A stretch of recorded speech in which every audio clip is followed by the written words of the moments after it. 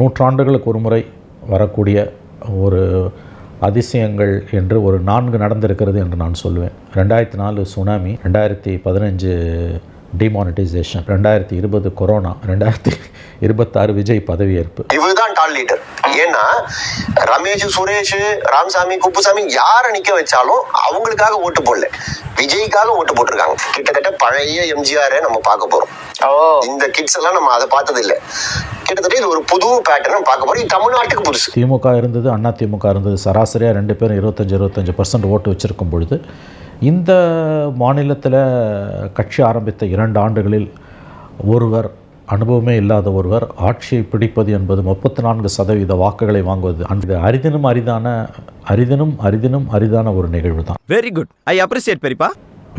முதலமைச்சர் விஜய் அவர்களை குறைத்து மதிப்பிடுபவர்கள் பெரும் பிழை செய்கிறார்கள்.